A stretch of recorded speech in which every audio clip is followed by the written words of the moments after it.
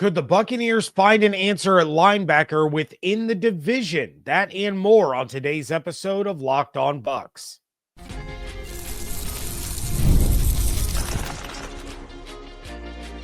You are Locked On Buccaneers, your daily Tampa Bay Buccaneers podcast. Part of the Locked On Podcast Network, your team every day. What's up, and welcome into this episode of Locked On Bucs, your daily podcast covering the Tampa Bay Buccaneers, part of the Locked On Podcast Network, your team every day. I want to thank you for making Locked On Bucs your first listen review every day. Don't forget you can subscribe or follow for free on YouTube or wherever you get your podcasts. And of course, you can follow along on Twitter. I am James Yarcho at JYarcho_Bucs, credentialed member of the media covering your Tampa Bay Buccaneers, here with you every Monday through Friday along with the everydayers. And for that, I want to share my appreciation for your continued support of the show. One of the ways you can support the show is become a Locked On Bucs insider. You're going to get news, rumors, updates, general thoughts, one-on-one conversations with me via text message. Go to joinsubtext.com/LockedOnBucs or click the link in the show notes to become an insider today. A great mailbag question and some names to keep an eye on at the Combine starting tomorrow. That's all coming up in a little bit. I want to kick this one off with a correction from yesterday's episode. I kept talking about Mike Caldwell as the outside linebackers coach. That's on me. I don't know why I had Caldwell seared in my brain. Larry Foote is the Buccaneers outside linebackers coach. Caldwell came back to be the inside linebackers coach, but wanted to go ahead and correct myself. Shout out to insider Tom who caught that and sent me a text. I knew what I was saying. I'm all right. The world's all wrong. But yeah, I had Caldwell on my mind, probably because I was talking about so many different linebackers rather than edge rushers for all of my mock drafts. But let's start this episode with some interesting news from Monday that could wind up being great news for the Buccaneers. So the Carolina Panthers announced on Monday that they will be moving on from linebacker Shaq Thompson, which is an interesting move to say the least. But Thompson was a first-round pick back in 2015 and has been one of the few bright spots in Carolina in recent years, though over the last 2 years, he has dealt with some injury issues. Only 6 games played over the last 2 seasons. Prior to that, he played in at least 14 games in each of the previous 8 years, including all 17 in 2022, all 16 in 2020. He had over 100 tackles from 2019 through 2022, 12 career sacks to go along with 3 interceptions, 4 forced fumbles, 54 tackles for loss, 32 quarterback hits, and 4 fumble recoveries. Last year, he played on just a 1-year deal for $3.1 million. He missed time in 2023 with a leg injury, and then last year, he injured his Achilles in week 4, causing him to miss the rest of the season. Prior to 2023, he had missed just 4 games because of injury issues. 2 games with a shoulder injury back in 2018, and then 2 games with COVID, 1 in 2020 and 1 in 2021. This is a move that the Bucs should make. Thompson's estimated market value is just a little over $1 million. It's like $1.1 million according to Spot Track. So this is as low risk, high reward of a move as you could possibly make if you're Jason Light and Todd Bowles. You're hoping that he bounces back from the Achilles injury and stays healthy. But at the very least, you have great depth with veteran leadership at a minimum cost. It doesn't get any better than that for the Bucs. And considering the injury issues that they've had at linebacker over the course of the last couple seasons, having a guy like Thompson be able to come off the sideline and fill big time minutes, if he is your depth option, that's fantastic. Absolutely fantastic value. At best, you have Thompson starting next to Levante David while you develop whatever linebacker it is that you take in the draft. In a statement made on Monday, Panthers GM Dan Morgan said, quote, "We appreciate Shaq's leadership and dedication over the past 10 seasons. Always a source of passion and enthusiasm, he was committed to this organization on and off the field, poured into his teammates, and strived to bring the best out the best in them. We wish Shaq the best as he moves forward with his career, end quote. At the end of the day, I think the reason that Carolina makes this move is because they are in rebuild mode, and it's going to be all about the youth and the development of the future of the Carolina Panthers. Now, they have to build this thing essentially from the ground up, and that starts by transitioning away from the aging veterans and bringing in as many young, high-ceiling guys as they can. They appear to have their quarterback. Bryce Young looked really good once he replaced Andy Dalton later in the season when he had kind of that mid-season break as the backup, came back in, played extremely well. Kind of has me a little bit concerned about the future there in the NFC South, but you're going to see guys like Adam Thielen being pushed out, other aging veteran guys getting pushed out because they're going to be all about getting younger, getting more athletic, getting faster, especially on the defensive side of the ball. You could also say that maybe the Panthers did this as a favor to Thompson. Give him the chance as his career winds down to sign with a contender and take a run at a Super Bowl. The Panthers are too far away from being that kind of team, and they aren't going to reach that status before Thompson retires. So let him go have a chance somewhere else to potentially compete in a Super Bowl once again. This isn't a player that's likely going to sign quickly in free agency. In fact, Thompson might be one of the big names in that second wave of free agency that, you can see him catch on somewhere if a team doesn't find the kind of linebacker that they wanted in the NFL draft. That would also give him more time to recover, rehab that Achilles injury, so that when it comes to passing the physical, showing a team that he's ready to roll this season, he is able to do so. After the season, Thompson told the media that he felt he had another 3 to 4 years left in him, and it'll all depend on that injury and whether or not the last 2 years were flukes, or if his body is starting to break down and trying to tell him, hey, look, man, we can't be in the NFL anymore. We just can't hold up. But whoever he signs with, it's likely going to be a 1-year prove-it deal for very low guaranteed money, but then maybe an incentive-laden contract based on games played, his number of tackles. Maybe there's some other incentives in there. You get to 3 interceptions. You have 5 forced fumbles. You play in a playoff game. There can be different escalators in there that could entice him to go somewhere for the low guaranteed base salary. And it's kind of crazy to think that he was the last remaining member of the Panthers team that played in Super Bowl 50, but that he's only 30 years old. So if he can bounce back from injury and stay healthy, he's not wrong about having 3 or 4 years left in the league and being able to continue to contribute to a team. Ultimately, I would love to see the Bucs make this move, but that should not prevent them from drafting another linebacker in the first 2 days of the draft. It also shouldn't prevent them if they can bring in Dre Greenlaw. Don't let Shaq Thompson prevent you from making that kind of deal, because you don't know which one of those guys is going to be able to bounce back from injury. You might be able to get both of them for a relatively cheap prove-it deal. 1 year apiece, and then you can kind of platoon linebacker next to Levante David. But this is a move that Jason Light and the Bucs should be very, very interested in, and it's probably not going to happen in a couple of weeks when free agency officially kicks off. This is probably a second wave kind of move. I'm going to dive into the mailbag. That is coming up next on today's episode of Locked On Bucs, part of the Locked On Podcast Network, your team every day.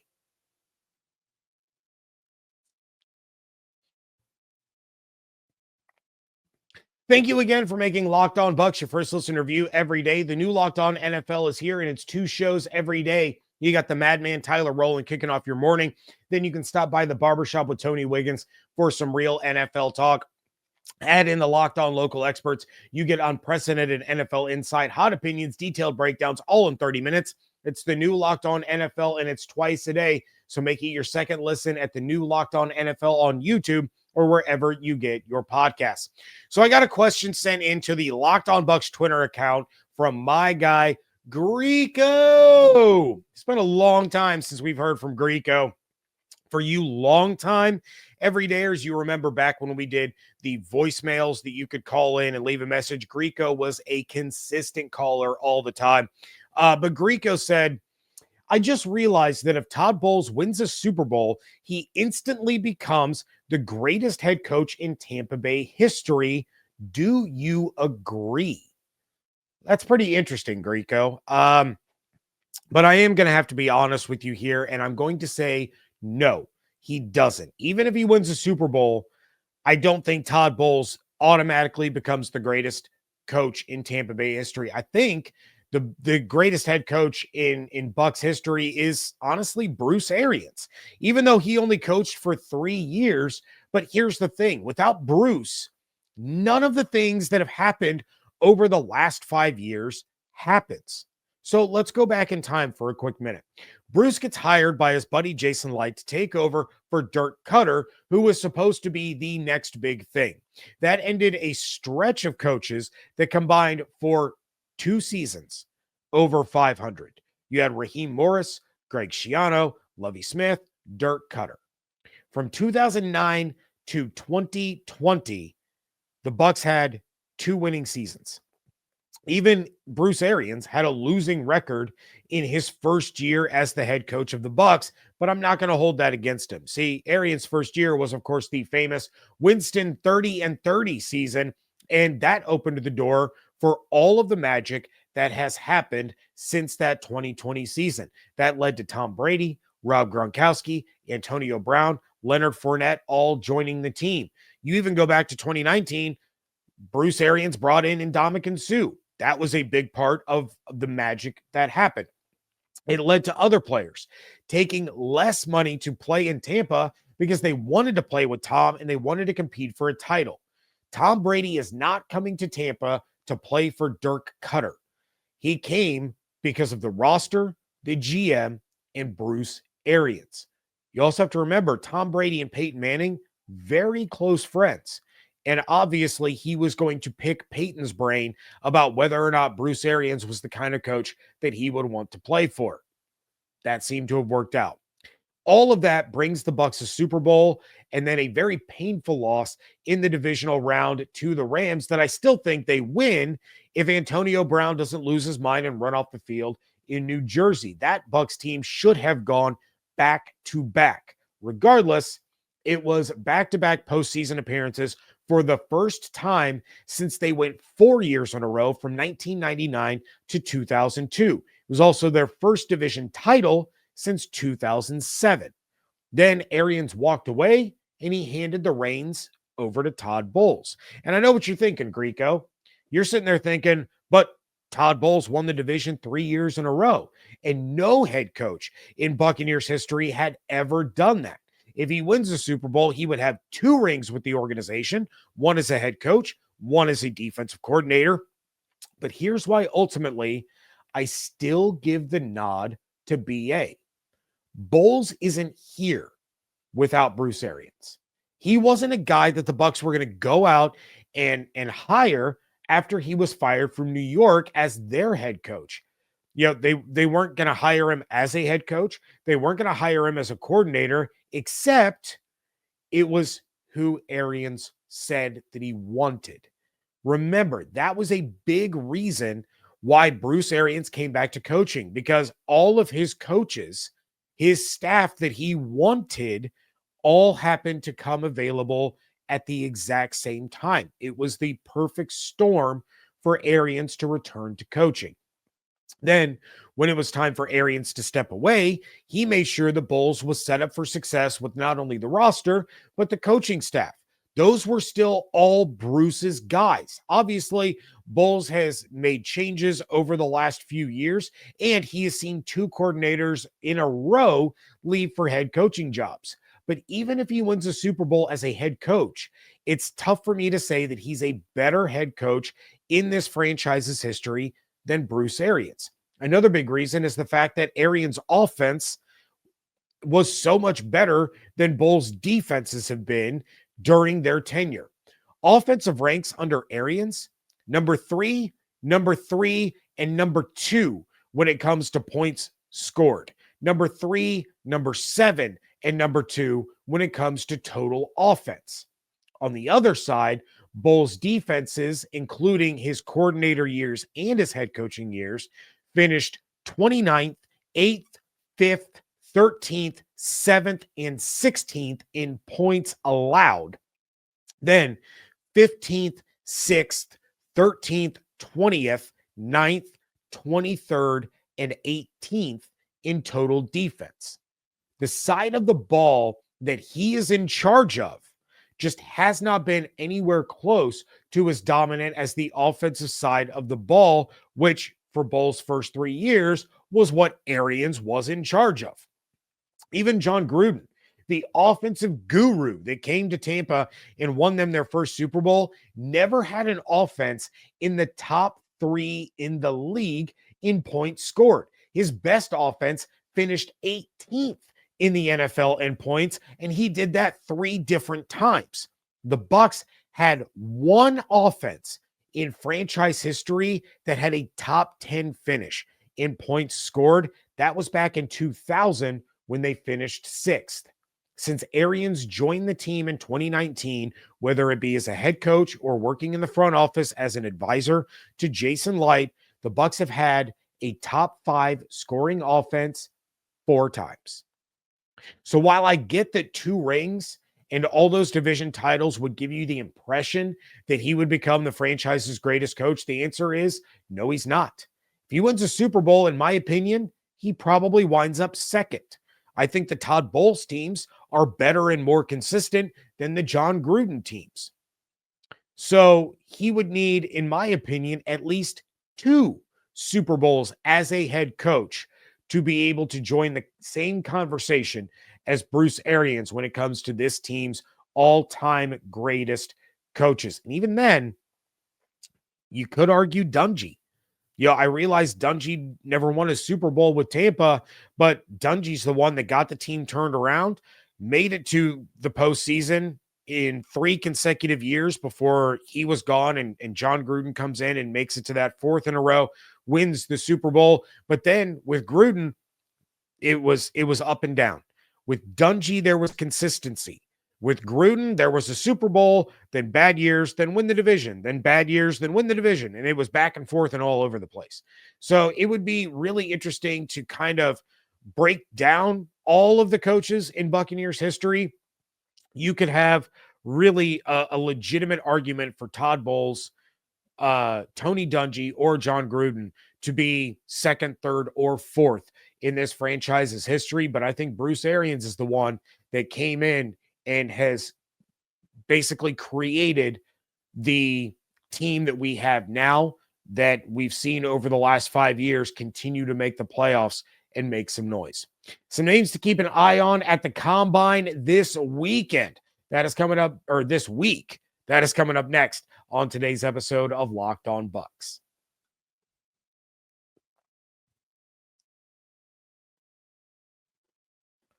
Wrapping things up here on today's episode of Locked On Bucs, and I'm going to drop some names for you at positions of need for the Bucs that you should try to keep an eye on throughout the rest of the week, whether that's social media from their time at the podium, or if you're watching the drills on NFL Network, or you're watching interviews or listening to interviews on NFL radio on Sirius XM, or any way that you want to absorb all of the information available at the NFL Scouting Combine. These are the players that I think the Bucs could and should be interested in, and players that maybe you are going to find interesting that I'm probably going to continue to talk a lot about as the draft season progresses. Now, we're going to get a little bit of a draft break there during free agency and all those moves that are going to be happening.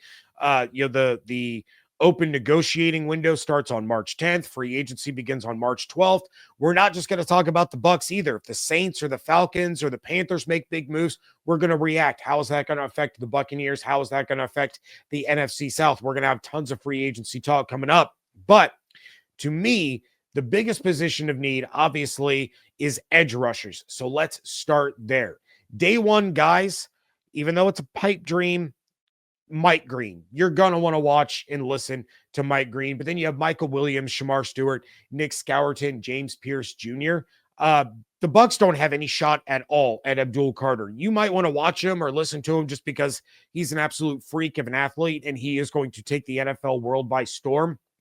But I'm not gonna spend time talking to him because the Bucs aren't going to get him. They're not going to trade up to where they're going to need to in order to get him. And so he's not on my radar at all because there's just no shot. And honestly, I don't think James Pierce Jr. falls to the Bucs either, but you never know. That may be the guy that slides down the draft board that no one expects to slide. But those are the day one guys at edge rusher. And then day two, Jack Sawyer, Braden Swinson, JT Tui Moalau, Jared Ivey, Kyle Kennard, Josiah Stewart, Elijah Roberts, and Quandarius Robinson. And then day three edge guys that I really like, Baron Sorrell, Savion Jones, Ahmed Hassanin, and Antoine Powell Ryland. For the corners, you guys already know. Benjamin Morrison, Darian Porter. I've talked about both of those guys plenty on this show, but you're also going to watch out for Trey Amos, Siobhan Revel, Azariah Thomas from Florida State, Kobe Bryant from Kansas. I'm going to continue to kind of pump that Kobe Bryant, pump up that Kobe Bryant train. I like him a lot. You all know Benjamin Morrison is my favorite corner in this draft. He's one of my favorite players in this draft, but Kobe Bryant is a really, really, really good corner out of Kansas, and he is going to make a team very happy by being available in the second round. So he's a guy you're going to want to watch out for. And then Dorian Strong, as far as those day two guys. And then day three, Zy Alexander, sneaky good player that could fall to the Bucs in the fourth round there at the start of day three. And then Denzel Burke, Jalen Smith, even though he's a little undersized for a Todd Bowles corner, and Jason Marshall Jr. As far as linebackers are concerned, Jahad Campbell is probably the only one the Bucs could or would take in the first round. Day two, maybe Jalen Walker falls to them. I think he's somewhere in between the Bucs' first and second round pick.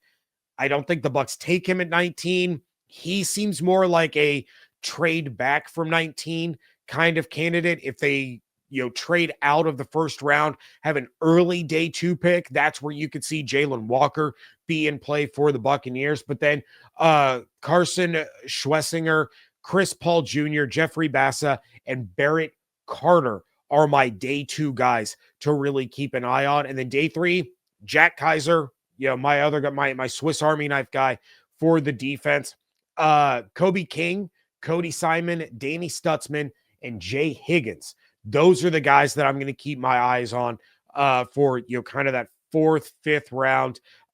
Higgins may be available come round 5. He very well could wind up a starter this season that you could draft in the 5th round. Unbelievably impressive player at Iowa over the last 2 years. And then whether Godwin returns or not, I'm going to talk to Evan about that on tomorrow's episode. That's going to be another running theme as we lead up to free agency is the Godwin drama. But whether he's back or not, you need to be paying attention to the receivers. It's just, whether or not Godwin leaves or comes back as to when you really need to put your energy and your focus on what days.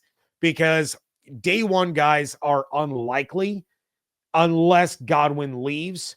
Plus what the Bucs do in free agency or the trade market. So that's kind of a combination of a lot of different things. If they go out in free agency and they get a corner and they get a linebacker and they trade for Trey Hendrickson, or they're able to bring in Joey Bosa, or they make the big trade for Myles Garrett, that's when you can start talking wide receiver at the first pick. So at 19, you're looking to Emeka Egbuka from Ohio State. He's a number 2 guy. He was Marvin Harrison Jr.'s number 2. He was Jeremiah Smith's number 2. He's locked and loaded as a number 2 receiver with huge upside, but he walks in the door as a number 2 receiver opposite of Mike Evans. Then you also still have Jalen McMillan. That's a really, really impressive trio there if Godwin were to leave. Then Matthew Golden would be another possible first rounder, but I think the Bucs could find someone better at a different position at pick 19 than what Golden would offer you as a wide receiver. At that point, I would just wait for some of these other guys on day 2 or day 3. Day 2 guys, Jaden Higgins is a guy that I've talked about on the show before. Massive receiver. He's going to be a steal in the second round. Jalen Royals from Utah State, Savion Williams, and then Trey Harris is going to be another big-time draft day steal. Like, Trey Harris has all the makings to be 2025's Bucky Irving, of a guy that slid way farther than he should have and has a huge impact as a rookie. And then day 3, my guys, Pat Bryant and Zachary Franklin from Illinois. Bryant he's a 4th round guy. Franklin, he's going to be your 7th round receiver. If the Bucs decide that they're going to address all these defensive positions and then they want to grab a wide receiver in the 7th round, Zachary Franklin is a guy that I would look at very strongly. Not only can he catch the ball and play in the slot and run those wide receiver screens, he can also be your special teamer. He can be a kick returner and a punt returner. And then you have Torrey Horton from Colorado State. He's a behemoth. He is super fast, incredible talent. He would be going much higher. He would be a day 2 guy if it weren't for injury.